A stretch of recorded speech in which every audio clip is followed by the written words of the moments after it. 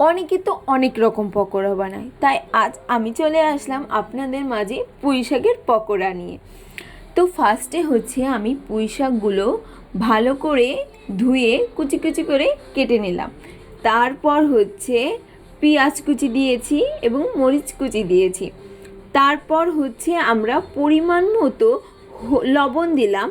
তারপর হচ্ছে জিরার গুঁড়া এবং ধনিয়া গুঁড়া দিলাম। তারপর হচ্ছে হলুদ দিলাম, হলুদ দিলে কালারটা সুন্দর আসে। তারপরে আমরা দিব শুকনা মরিচের গুঁড়া। তারপর হচ্ছে আমরা বেসন দেব। আমি ফার্স্টে বেসন দিয়েছি 3 চামচ। তারপর একটু পানি দিয়ে ভালো করে মাখতে হবে।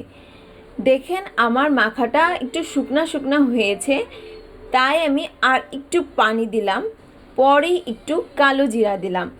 কালো জিরা দিয়ে একটু মাখানোর পরে আমি একটু ধনিয়া পাতা দিলাম। ধনিয়া পাতা দেওয়ার পরে ভালোভাবে মাখতে হবে। তারপরে একটু বেসন কম হয়েছে, পরে আমি আর একটু বেসন ওর ভিতরে দিলাম, একটু পানি নিলাম। দেখেন কেমন নরম নরম হয়েছে।